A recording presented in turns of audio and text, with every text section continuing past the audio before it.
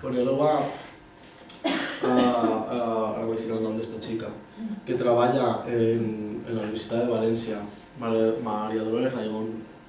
No sé si la coneixeu, treballa a la Universitat de València comparant la producció ecològica de la producció química, veient l'estat nutrimental d'una fruta sobre l'altra i només. És interessant que puguem conèixer el treball que ella fa, perquè hi ha una diferència abismal i d'això tampoc se comenta massa. María Dolores Raigón la tenim així en València. Raigón, María Dolores Raigón. Va ser professora de Leibniz i a mi m'agradaria poder donar una xarra perquè el que ella estava veient està molt xulo. Perquè a vegades se pensa, no, la agricultura, el producto ecológico y el industrial es el mismo, o no hi ha diferència, i la gent que ells diguen aquestes coses i ja ho està estudiant realment a nivell de nutrició. Si compares valors nutrimentals. Sí. Això és una vacuna, a nivell celular, és un almacén de agua. Sobre todo de agua. Sí. De agua o de la sustancia que esa planta necesite para cualquier cosa. Por ejemplo, las labiadas, la familia de las labiadas, el romero, la lavanda, etc., generan unos taninos que repelen las plagas y utilizan esa vacuola para almacenar esa sustancia. ¿Vale? Entonces, y esto de las vacuolas no se da en casi ningún lugar, ni se habla de la capacidad de la planta de repeler o de atacar insectos. Se habla del producto que tienes que echar y ya no hay más, o del control biológico que tienes que hacer incluso. ¿Vale? Ara, altra feina que podem fer en el camp mal que puga ser proclive a la planta i ataque les plagues és la manera de podar, sobretot en els fruiters. La poda d'un fruiter pot fer que una planta que anava bé a l'any següent siga objecte d'atacs indiscriminats de plagues. I això també és important. I n'hi ha una part cultural, això ho vaig a ficar així, sobretot en la part quan el ser humà fixem l'objectiu merament productiu de les plantes, ahí tenim problemes, perquè la planta no és un ésser criat per a produir per a nosaltres i poder econòmicament anar bé. La planta té altres funcions, no? En l'agricultura convencional busquem la producció. Si podem equilibrar o buscar un terme mitjà entre producció i tractar bé la planta, doncs bueno, nosaltres que no tenim que estar venent aquest producte, no depèn del nostre sou de lo que anem a treure en nord de la botxa, ni nosaltres en la terra barata tampoc, ens podem permetre baixar la producció per millorar les condicions d'arbre. I de vegades tindrem poc menys de producció, un poc menys, no estic dient que se perd una gran quantitat, però tindrem un poc menys de producció, però no tindré que gastar diners en tractaments, fa que perdem més diners també. En qualsevol arbre té o forma un eix central, un eix central. Entre la seva arrel, que se diu pivotant, que és l'arrel que la manté recta, la manté i la sosté a l'arbre, les altres arrels són les que s'encarreguen d'absorbir l'aigua amb els nutrients, però l'arrel principal, que és la primera que creix i que penetra cap a dins de la terra, és l'arrel pivotant, que damunt extrau nutrients que s'apropen a les característiques i als estrats de la roca mare, que aquestes no arriben, però bombejar-les a la planta i moltes vegades a les plantes que estan així que no arriben per les seues arrels. Aquesta és la funció de l'arrel pivotant. O bé l'arrel pivotant, el tronc principal i la branca, que també se li diu pivotant, que és la que queda en el centre, formen un equilibri que en l'agricultura o en l'arboricultura normal l'eliminen perquè busquen la producció, perquè aquesta blanca d'ahí dins no fa producció normalment. Quan no fa producció, l'arranquen perquè entre la llum i s'estimula la producció en les afores de la planta, de les branques que estan fora, que li pega més la llum, poden fer la fotosíntesi i poden generar major floració. Què passa? Que si l'arranca està blanca del mig, Esta branca té la seva funció. Sobretot és d'aeració i per a refrescar la planta. Genera aigua. Genera més vapor d'aigua que el resto. ¿Vale? I ajuda a mantenir el sistema de defensa de l'arbre en aquestes vapores. Les substàncies que estem parlant, que se generen com a forma natural de repel·lir plagues, es forma en equilibri entre aquestes tres, que en realitat és una sola. ¿Vale? Entonces, si yo no pongo esta branca central o pivotant, estic baixant un poquet la productivitat, perquè se me va anar energia així per a produir fulles en comptes d'anar energia per a produir fruits, però estic mantenint l'estat de salut i de repel·lir plagues de la planta. Entonces, ahí és més important una cosa que l'altra. Pues lo que fica así el concepto de poda, en la que es imprescindible podar el eje central, ja dic, en tota la producció de frutal se fa això, en tots els arbres, quequis, ciruelers, tarongers, se buida al centre. Perdón. No pasa nada, ahí se ve mejor. ¿Vale? Ahí se ve mejor. Rama central, el tronco y la raíz pivotante central. ¿Vale? Respecten esta branca, que té la seva funció, no solament veig la part productiva. Quan se veu la part productiva d'un camp, que jo ho he vist molt, se veuen bitllets penjant d'un arbre. I quan se veuen bitllets penjant d'un arbre, el resultat és, i és entendible per el llaurador i la llauradora, però el resultat és que està ple de menjar en l'arbre que hi ha al terra. Però ells no se veu menjar, la societat en general no veu menjar. Veu diners o falta d'ells. És normal, si a mi me costa més collir la taronja que si la venguera, no puc, no tinc la capacitat de collir-la i la deixo en l'arbre. Però a nivell global de societat, no hi ha que individualitzar-ho, jo entenc el problema individualitzat d'un llaurador que no pot collir la taronja. Però a nivell general, com a societat, que estem deixant que el menjar se caigui al terra, és resultat de veure solament en un arbre diners. I no veure més que diners. Doncs és important també que puguem veure més enllà i que puguem ficar en la mateixa balança el tema econòmic, que és important, perquè tenim que menjar i tenim que viure, però també tinguem en compte altres paràmetres. No solament que tinguem en compte aquest paràmetre i el reste estan supeditats a este, perquè passen coses terribles com aquestes. La mateixa en el terme d'Albar, i si està en el terme d'Albar, imagina que en tots els termes la majoria dels camps de quequis en l'arbre. Podrint-se, caient-se, menys mal que estan els pardalets menjant bé i estan clar, hi ha quantitat de pardalets perquè se poden reproduir molt, el que estàvem veient antes. Però deixar tirar el menjar a terra i després parlen de que n'hi ha gent així sense recursos i alguns no arriben a final de mes i allà al costat que es tira el menjar que ells a terra és com a poc mirar-nos com a societat i dir, tio, algú estem fent mal, algú no estem fent bé. Però bueno, per a mi personalment és el resultat de veure un sistema natural. Quan dic una planta pot ser qualsevol recurs, que són les veus el verd de bitllets i ja està, i genera aquests problemes. Però bueno, ¿entiendes? Si suprimimos el eje central, el árbol resultará debilitado en su sistema de defensa. Todo el follaje quedará expuesto a la luz y su equilibrio fisiológico quedará maltrecho. I recordeu-se que qualsevol poda en qualsevol planta es restava anys de vida. Entonces, n'hi ha que pensar molt bé si és necessària aquesta poda o no. Moltes vegades és necessària.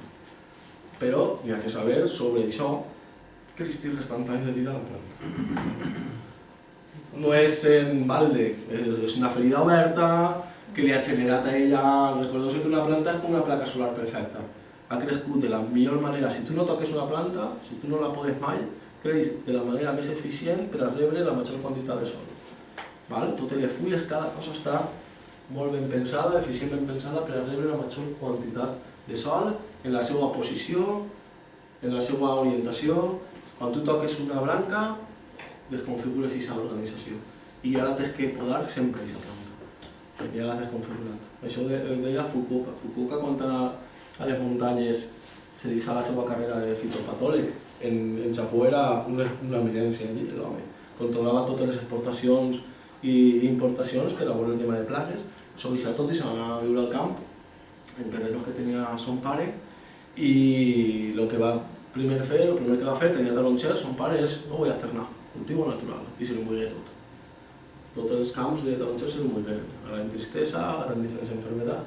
Bueno, i ahir va entendre que quan una planta i aquests arbres estaven podats per el tema de productivitat o de producció, quan tu toques una planta vas entendre que tocar-la ja a partir d'ahir tota la vida. Perquè aquest control que feia ella de la seva ordre ha sigut mermat per uno que és el que busques tu. Entonces tens que reorganitzar tota la planta. ¿Vale? Entonces, si compreu un arbre que no aneu a gastar per a produir, que en este cas sí, ¿vale? I que us tocarà podar, sobretot perquè se n'eix a la carretera o perquè volen produir més, etc. Si no el toqueu mai, millor. ¿Vale? Que l'arbre és molt millor que nosaltres com créixer i de quina manera. Bueno, en esta poda penalizaremos el sistema defensivo del árbol durante los primeros 10 años, ¿vale? Para que ella se reorganice otra vegada y busque otra vegada generar ese equilibrio pivotante entre arrel, tronc y branca, puesto que la absorción de minerales provenientes de la roca madre será débil en superficie. Cuando yo altere esa part pivotant, l'arrel de dalt, la branca de dalt també estic alterant l'arrel. És igual com actuar el treball d'una persona que fa bonsais. Quan tu no toca les arrels, està tocant les branques de dalt. O quan uno poda dalt, la planta es desprendeix de les arrels de baix. Per què passa d'això? O sigui, si jo podo una planta, per què se desprèn les arrels de baix? Per què penseu? Jo prou poder un taronxer i el rebaixa un 50% del volum de la part aèria i l'arbre se desprèn d'arrels. Precisa morir, se desprèn d'ell. Hi ha un equilibri entre les arrels i la part oxigen i la part exterior.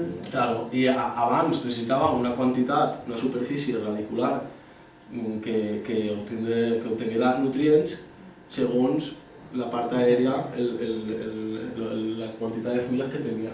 Si jo l'he reduït a meitat, no necessita la meitat de la planta, i la planta busca sempre l'eficiència total. No va estar sobrealimentant algo que no va rebre aquest aliment. Entonces, en permacultura se gasta molt. Se'n recordeu que parlàvem de la coberta viva, de cobrir el terra en comptes de mulching sec de plantes vives, cereals, llegums. Però el que se fa molt és que abans que arribi la floració, que és quan la planta gasta molta energia per a la floració, abans se sega tot. Al segar-ho, no sols estàs tirant matèria orgànica dalt, sinó que saps que la planta està desprenent-se d'arrels que també donen molta nutrició i exudacions de substàncies a nivell de baix de terra. Doncs això se fa 2 vegades a l'any, més o menys cada 6 mesos, o segons l'època del creixement d'aquestes plantes. Doncs si jo toco una arrel dalt, estic tocant la planta per baix. Els bonsais és així, el paje fan al revés. Toquen les arrels i estan sense voler-ho tocant les branques. El eje central y el pivote central son indisociables. Indisociables para la planta, no para la producción, pero para la planta sí. ¿Vale? Del tronco, para la salud del árbol. Perdón. No pasa nada.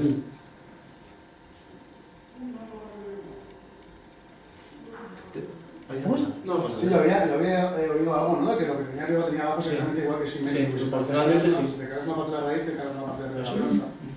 Se puede jugar eso a nivel nutrimental, con podas y demás, sobre todo en herbáceas, para el tema de que la tierra empiece a generar su propia materia orgánica, ¿vale? Pero en un árbol es así, ¿vale?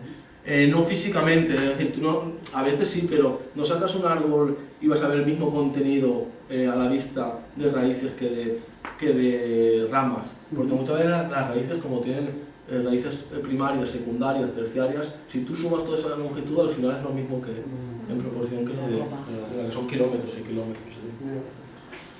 Un poquito de cabeza, ¿vale? ¿Qué pasa?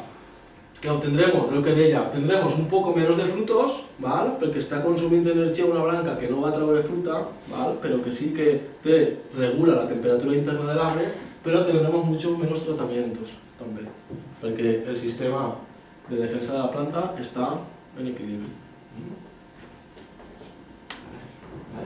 Ara, quan ja sí que tenim que arribar a l'últim pas, el control, la preparació de de diferents receptes d'aquestes substàncies que generen les plantes per a tractar diferents plagues. Què tipus de tractaments poden fer? Tractaments repulsius, que fan fugir a insectes, roedors, etc. Insecticides, fungicides, tractament de fongs. En aquest cas, el que fa és entorpir el creixement dels fongs. Fitoestimulants, que també són importants, inductors i antioxidants. Estos no sabem a veure perquè no sabem a gastar a penes i perquè si no se m'ho faria molt llarg això. Però si voleu que m'ho fiqui algunes després en el blog, jo us penso per atendre més sucre i més dolç, però no els sabem a gastar a penes. Estos sí. És bo que quan fem un tractament d'aquest tipus, sempre estimulem després l'arbre. Perquè ja dic, ja no sols tracta la plaga, sinó que tracta la planta, però normalment un desordre nutricional i un fitoestimulant és important. Doncs anem a veure recetes. Hi ha plantes que contenen principis tòxics i que per tant són menys consumides. Les direm inapetents. Estem parlant ara del tractament de repulsius. Son repulsivas por sustancias que generan como flavonoides, taninos, quiminas, alcaloides, terpenos, totes aquestes cosetes les fan les plantes. Les tindrem que fer nosaltres res més. Las sustancias activas de estas plantas actúan con un efecto repulsivo pulverizadas sobre los vegetales a proteger. Es decir, este tratamiento repulsivo es fumigación foliar, o tratamiento foliar. Estos preparados con acción repulsiva se suelen utilizar al comienzo de la estación i a finals de junio, és a dir, abans que vingui el calor. Que quan ve el calor és quan més activitat, normalment, i problemes de plagues podem tindre, sobretot pulgó, cotxinilla algodonosa. Hi ha plagues que estan tot l'any, però l'època de l'any que més acció de plagues n'hi ha és cara a l'estiu. Entonces, adelantar-nos amb tractaments de repulsió perquè el que ens interessa és que la planta estigui protegida per a possibles casos de plagues. Cuando las plagas todavía no son abundantes. ¿Cómo anem ahora? Para saber... Y bien. Sí, queda un rato.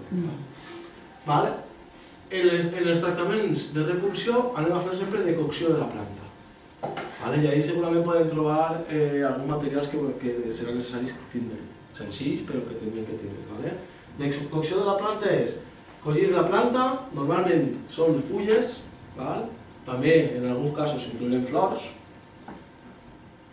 deixar secar aquestes fulles, ficar les plantes en aigua freda 24 hores, abans de la decocció, bullir 20 minutets, deixar gelar, filtrar i gastar. Aquest és el mètode de decocció que gastarem per a quan volem utilitzar substàncies que repel·leixen a les plagues.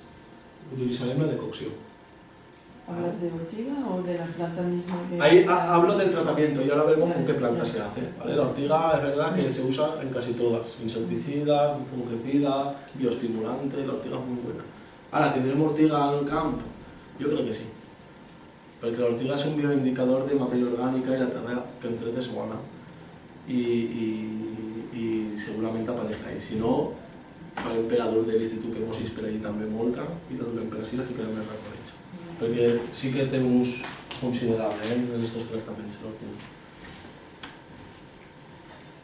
Una planta que repel·leix plagues i que se pot utilitzar en decocció. Quina era? Sàlvia. La sàlvia. En aquest cas, les fulles. Les fulles se deixen secar, després se fiquen en aigua 24 hores, 20 minuts després de dur a bullir, se gela i aquest producte, en aquest cas la mesura no és tan important, però quan no és tan important, més o menys per cada litre de producte, 10 litres d'aigua i se diluís. I d'això se tracta. Per a gent que no és tan eficaç, baixem aquesta proporció, per cada litre 5 litres. O, si veiem que és molt eficaç, com anem a tindre un espai xicotet, intentem fer les proporcions altes, perquè normalment això se gasta per hectàrees. Però en el nostre cas, un litre de decocció per cada 10 d'aigua. Important, l'aigua té que ser de pluja. o aigua sense cal, que es lo difícil. Sí. ¿Habrá que tener depósitos? Sí, porque igual que para los microorganismos, el cultivo de microorganismos, l'aigua exactament té que ser de pluja.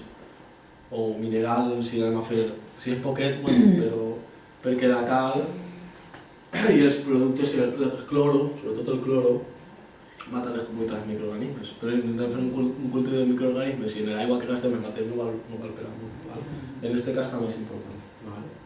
Però si és el clor, això hem de clorar és suficient, Sí, però l'aigua que té caus no té problema.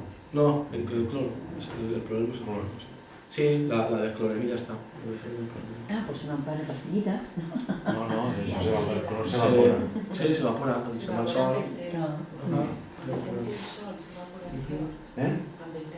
És un gas dissolt en l'aigua i tu deixes en un recipient obert i en un dia el clor s'evapora. Pues el tenim que añadir a esa receta desclorar-ho i salvar els amortidors. Igual, una altra planta que genera substàncies que repeleixen plagues. La família de les labiades, totes elles. I després hi ha altres que no, però la família de les labiades en particular genera substàncies de repulsió cap a plagues. Lavanda. ¿Vale? En este cas també s'utilitzen les flors. Flors, fulles seques i el mateix procediment de decocció. ¿Vale? Què vol dir? Pues he buscat les plantes que poden aconseguir així. ¿Vale? I que ja havíem vist anteriorment que també poden gastar per atraure insectes pol·linitzadors. La lavanda ens ajuda per atraure abelles, els abejorros, les papallones, però a més podem fer tractaments en ella. La salvia és el mateix. ¿Vale? He intentat quadrar-ho perquè tinguem ahí una bona gamma de plantes que ens eligen, siguin multifuncionals. Preparar els insecticides. La acción insecticida de las plantas sobre las plagas viene determinada por la elevada concentración de una o varias moléculas que actúan sobre el sistema digestivo o nervioso de la plaga. ¿Vale? La unicidad molecular, que es lo que estaba mencionando al principio, induce, del tratamiento de productos químicos, induce a fenómenos de resistencia entre las plagas como los pesticidas químicos. ¿Vale? Este tipo de preparación se debe emplear en casos de ataque incontrolado. O sigui, els preparats insecticides solamente es como un apagafuegos, como si fueran bombers que tienen que apagarlo a última hora, ¿vale? No hay sino com vaig a gastar-lo sempre que puga i per si en cas, no és preventiu. És quan ja hi ha un problema real de que hi ha molta població del pulgó o de qualsevol altra plaga. I és no solament añadir el insecticida, sino añadir després un bioestimulant. Això sí que és important. Després d'añadir un insecticida, n'hi ha que añadir a les setmanes un bioestimulant, perquè el que n'hi ha que tractar és a la planta, no a la plaga. A la plaga amb insecticida i a la planta millorant el seu sistema nutricional. I segurament també tenim que fixar-nos si no està funcionant alguna cosa en el terra.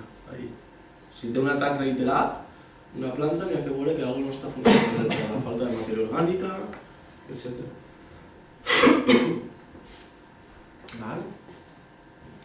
Anem a fer una identificació de plagues per a que més o menys de les que podem trobar així, de les més comuns, d'insectes, tant insectes com a fongs. A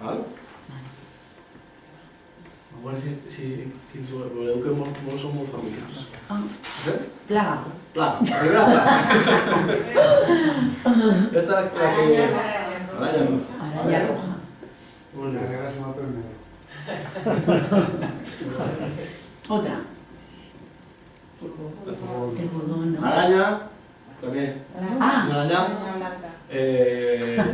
groga, en este cas. Està la roja i la groga. Després n'hi ha una més negra, més blanca, però les més comuns és la roja, sobretot, i la grogueta. Si veieu, passejant per una fulla, nosaltres, per exemple, al Terra Vaca, jo moltes vegades m'agatxo i veig, estic mirant un ratet i passa una.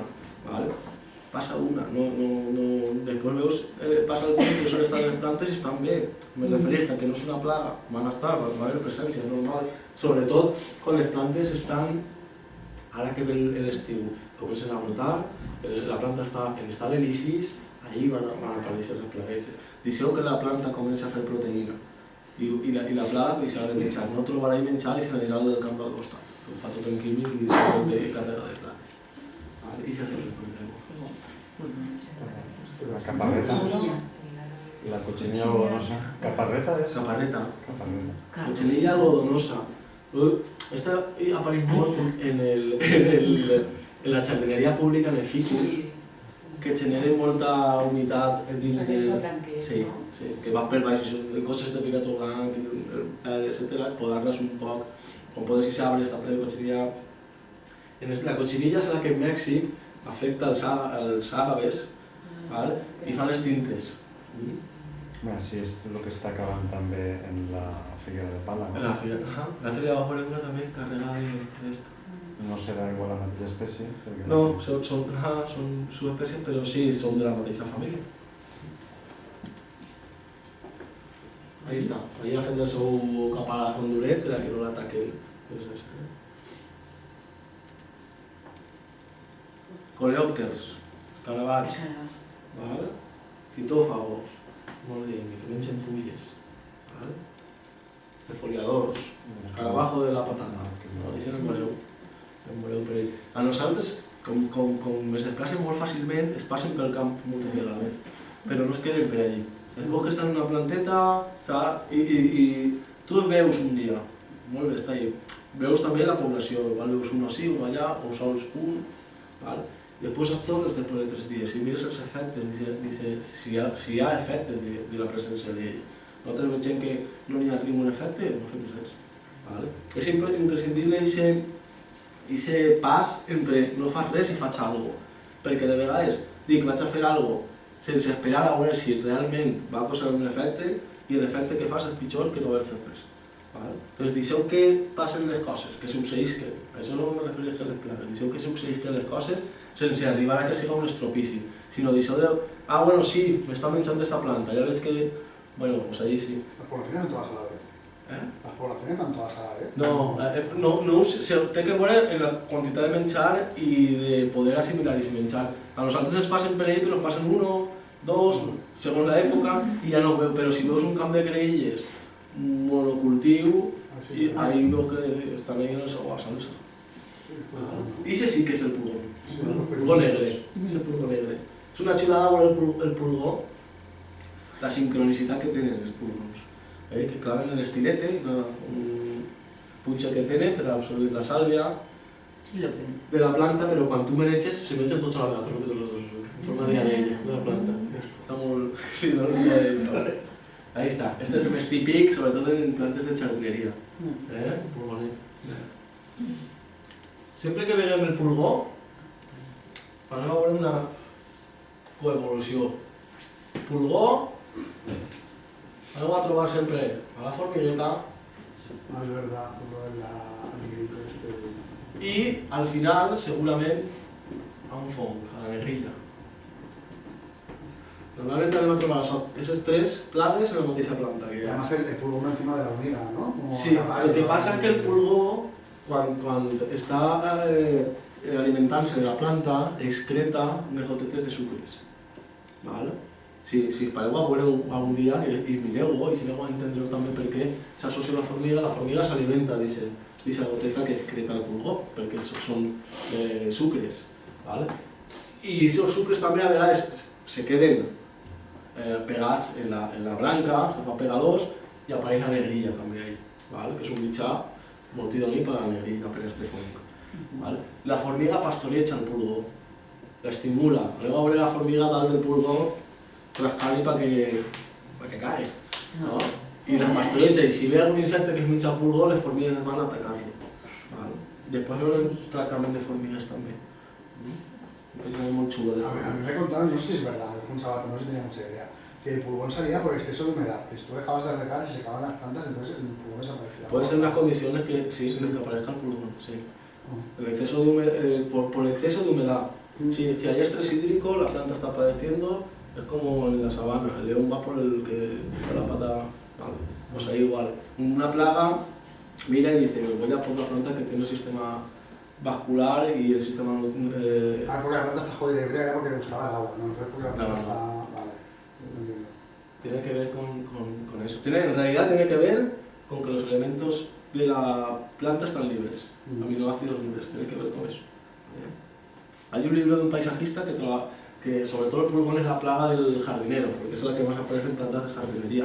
Que él es jardinero, es paisajista, y es un libro tratado de cómo él, cuando quiere que haya pulgón lo hay, y cuando quiere que no lo haya, no lo hay. Por el tema de la nutrición de la planta, en lo que trabaja él. Y tiene ya años ese libro. ¿Vale? Altra plaga, molt típica, sobretot en els fruiters. I si segur que s'ha trobat si heu menjat fruita del camp, que sinó que si de vegades no t'has donat compte i te l'estàs menjant, que bo, t'assomes i dius, mare, Ya me he comido un par. proteína pura. ¿Vale? El cuc de la fruita. ¿Vale? Unes senyals de que hi ha presència. I si és el cuc que ens apareixia molt a nosaltres en les pomeres. ¿Vale? Y que enseguida veis la taqueta, ya sabéis que hay cucs, pues yo digo, l'any passat tenien com un 80% de fruita cucada, i aquest any, no, un 80, no, quasi tot, se va caure quasi tot. I aquest any un 80% de fruita sense presència de cuc, no és un menys. ¿Vale? I no van fer res, solament que tractar-hi Seable. Seable ha estat durant 15 anys en una terra endurida, agrietada en èpoques de sequera, sense matèria orgànica. ¿Vale? Entonces, tractant amb productes tòxics, començant a tirar matèria orgànica, a millorar la terra, a airejar-lo un poquet, a cobrir-li de palla, a tirar microorganismes, etc. Clar, la planta ha recuperat la seva vigorositat i la seva capacitat de síntesi, de fer proteïna. Perquè s'està alimentant com toca, està fent digestions en la terra. La digestió se fa en la terra i ell està aprofitant aquesta digestió.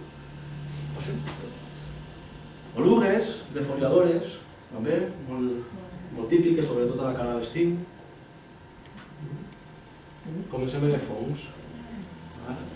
Anem a veure tres senzillets que són els més típics. La rolla. La rolla la anem a veure sobretot té aquest aspecte, diferents colors segons l'atac a la planta, en l'envés de la fulla de la planta, en la part de baix. Anem a veure la presència d'aquest fong, la rolla. Ataca també molt a fruiters. Aquesta també és rolla. És prou identificativa, és fàcil d'identificar. La figuera, segur que heu vist aquestes taquetes de figueradora, que sí? Hi ha figueres que duen 100 anys ahí tirant i enrolla i produeixen el seu fruit i no passa res, però se pot tractar, o és un símptoma de que no està funcionant alguna cosa en la terra. Vas a tractar la terra i a veure l'any que ve, en la següent moguda de fulles, si deixa d'aparèixer aquest fong. Estem experimentant en això.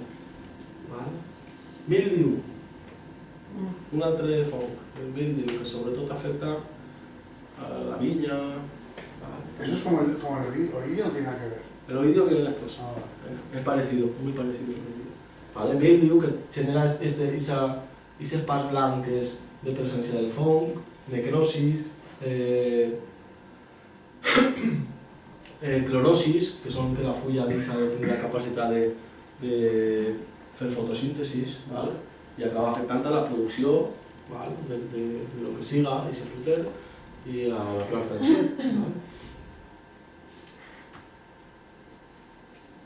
El mildiu, i este ja és el oidio. Este és el oidio. Que apareix aquestes taques blanques més com això, com a taquetes, no és com no som homogenis de la nervadura principal com el mildiu i va agafant tota la fulla, és com a taquetes blanques. ¿Y dónde están por humedad? Es por lo mismo, porque la planta está bien por humedad. Normalment el fong, quan apareix i ataca una planta, té que tindre condicions d'humitat, perquè és un fong que necessita humitat. No perquè n'hi hagi humitat apareix un fong, però quan apareix, per desequilibri, és en situacions que té condicions d'humitat. ¿Y ese se transmite a través de la savia por dentro de la planta? Ese se transmite por espores, con qualsevol por espores. En aigua també, perquè si se dedueix aquestes espores i l'aigua recorre, té moviment en el terreno, pot usar esas espores. Que si tú cortas lo que está afectado y limpias un poco la planta o la tratas lo que sea y tal, ya están secas, en principio están controlados. Sí, pero si la planta, el estado nutricional no es bueno, te volverá a aparecer.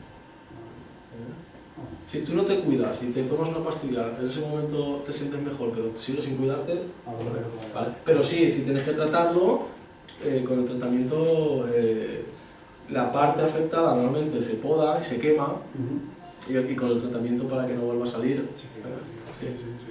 Sí, se quema o...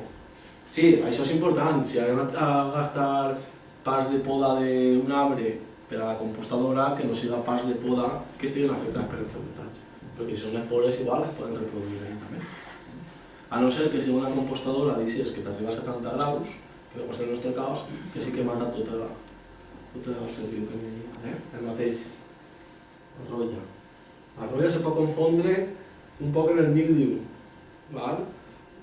Però el mildiu sempre hem de veure que va la nervadura on naix la fulla per fora, ¿vale? En este cas l'oïdio no, i damunt, quan hi ha presència de taquetes, és oïdio, de taquetes blanques. ¿Vale? I la negrilla, este segur que l'heu vist també perquè és molt típica, tant el pulgó com la cochinilla algodonosa com la negrilla, en el ficus sobretot. ¿Vale? Esta plaga de fong, amb un poc també de sabó neutre, diluït en aigua, se neteja prou bé, acaba netejant-se prou bé. No vol dir que acabes en la plaga perquè l'any que ve trobar el que estem parlant, a tornar a llegir segur, però per a preventiu, per a netejar l'arbre, és suficient. Com normalment la negrilla s'associa al pulgó, a nosaltres, abans d'aquests tractaments, una vegada vam dir jo anàrem a un jardí per allí per Calicanto, una dona que tenia una jacaranda gegant, plena de pulgó, plena de negrilla i formigues. Entonces la dona pues, dice que no utilicis productos químicos, que no anem a tractar, però ens ho digui perquè tenia un gos, etc. no sé quantos. I nosaltres anem a provar en este producte que no tenim ni idea i estem així un poc acollonats perquè diguem, anem a tractar en ecològic, no? Però anem a veure com funciona, perquè des de luego el químic ha efectes des del principi, com ho mata tot, no hi ha problema, no? I mesclarem aigua en sabó neutre i farem un colat de tabac que havíem abans ficat en aigua. Sí, con agua caliente de tabaco, sí, que han hecho de... Una infusió de tabac i després ho mesclarem ja que us n'hi ha xelat en... Pero de tabaco con tabaco... Hoja de tabaco. Ah, sí, hoja de tabaco. La nicotina que se queda en el agua se ve que los... Sí, pero no sabía que pulgón. hoja de tabaco. Entonces, farem un macerat de tabac. O cigarros, cigarros. Sí, preferim comprar el tabac, les fulles, si se pot, millor. Porque el tabaco, claro, lleva muchas cosas que la planta... Claro, però què passa en aquest tabac? En aquestes substàncies, a part de la toxina del tabac, que té que per les plagues, l'alquitrán, etc., que les substàncies químiques del tabac se quedarien en les vapores. Recordeu? I això és el tema. O sigui, no s'evaporen ni se'n van i ja està. O segur queda tot o assumís tota la plaga i es mor. O sigui, queden en les vapores de la planta. Bueno, en el nostre cas podem deixar molt bé l'arbre. O sigui, el pulgó desaparegué perquè el pulgó, el tabac, la toxina del tabac, la nicotina, passa a la sàlvia de la planta i el pulgó està xuplant aquesta sàlvia, se mor. I el sabó neutre neteja el fong de la negrilla. I, bueno, tingueren la veritat que mos anava molt bé i la podem salvar. Sin embargo, després l'he gastat en altres plantes i no ha servit tan bé, s'agradava però no tan bé. Ten en compte que son moltes condicionantes los que no tenim. Y luego también la planta se suele acostumbrar al insecticida que tú utilizas. Me refiero, si lo vas a echar lo mismo que si lo echas mal, ya lo has inmunizado y por mucho que eches luego el bicho no se mueve. Sí. No hay que confundir eso con la resistencia de plagas que dicen que se agarra con la agricultura convencional. Que es que tiro producto químico y digo, no, pero es que ahora la plaga no se muere porque está resistiendo. No, eso pasa porque sí se muere al principio, pero les vuelve a aparecer y dicen, no, que no está haciendo resistente. No, lo que pasa es que estás dejando en estado de lisis a la planta y van a ir a comer ahí sin ningún problema. Y a eso le llaman resistencia de la plaga y no es tanto así tampoco. ¿Vale?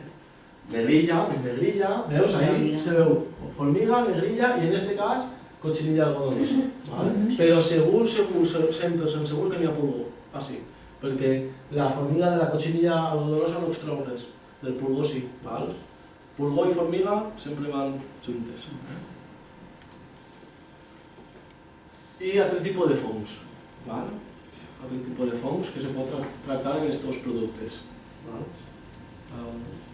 Això també és un tipus de fong. Ah, sí? Són diferents tipus de fong que afecten els troncs de les plantes. Ai, pobrí. Vale? Entonces, ara, per als insecticides, en compte de fer el tractament que he fet abans, el que anem a fer és infusió. En compte de decocció, anem a fer infusió. De fulles seques normalment. En alguns casos veurem que és de flors, però sempre és de fulles seques. Vale? En un recipient d'acer inoxidable, això sí que és important, que siga d'acer inoxidable, submergir en aigua de pluja o destilada, en aigua freda, les plantes tallades i trossejades. És important que les plantes no estiguin en la seva forma grossa quan les podem, sinó que estiguin triturades, perquè el contingut de les substàncies se fa molt més fàcil, s'extrau molt més fàcil d'aquesta manera. Dur a foc a 80 graus, és a dir, que necessitem un termòmetre per a veure quan alcancem els 80 graus, que és la temperatura que permet conservar els àcids. Més de 80 graus se perden aquests àcids. Deixar gelar i diluir 2,5 litres de preparat per cada 50 d'aigua. Que 50 d'aigua en són molts per 6 sabrets que tenim ahí les plantes? Doncs reduïm a la meitat. 25 litres i mig. En el cas d'ús d'insecticides tindrem en compte que al ser un apagafocs, el que dèiem, tenim que dur a les plantes al seu estat d'equilibri, utilitzant un aport nutritiu després de tirar l'insecticida. Se li tira l'insecticida, però també li hem que tirar un bioestimulant, que ara veurem el bioestimulant quin és, o millorar les condicions de la terra. Altra vegada estem en la sàlvia. Serveix per a repel·lir els insectes i també com a insecticida. Sàlvia, quina part anem a recolectar? Les fulles, antes de la floració.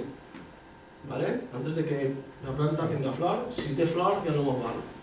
L'energia i la substància que genera se perd momentàniament mentre la planta gasta molta energia per a fer flors. Llavors, abans de la floració. Contra què actua? Orugas, arañuelos, orugas defoliantes, gusanos de los frutos. Veus? Podríem haver-lo gastat molt per la primera, que tenim les cucs de la fruta. No volguem perquè solament volíem veure la relació de la terra i l'estat nutrimental, però ho hauríem pogut gastar perfectament. Però com som així de cabuts, doncs volíem fer això també. Ruda. Aquesta sí que la conegueu també. En aquesta planta, la ornamental no tant, però la que trobem a la muntanya normalment és urticant. Hem de tenir cuidado en tocar-la, per generar ronxes que deixen en contacte amb les fulles, sobretot. Però podem un poc patener en la ruda. Igual, la ruda, els brots tendres, cuidado con recolectar en període de floració, perquè el període de floració és quan més urticant. I esta, la ruda, sobretot contra coleòpters, contra l'escalava de la creïlla, etc. Esta planta Passem. La menta piperita, també és molt bona planta com a insecticida. També se reconeixen les fulles i és un herbicida contra pulgons i orugues, infusió de fulles també. He intentat buscar les plantes que estan presents així, que podem comprar així i que ataquen a totes les plagues que normalment també tenim així, les més comuns. La santolina, la bròtano, aquesta l'havíeu vist? Sí, no? També, esta en este cas sí que és de fulles, però també de flors. Contra la roya, la bròtano també és fúngic, la roya. El tajete que repelia o que matava, si recordeu, que van dir els nematodes.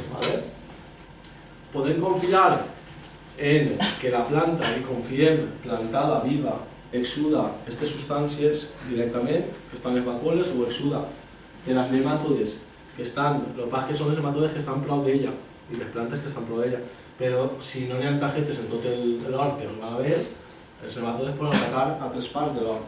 Entonces poden convertir la substància en el producte mateixa per a tractar ahí on no arriba el tajete viu.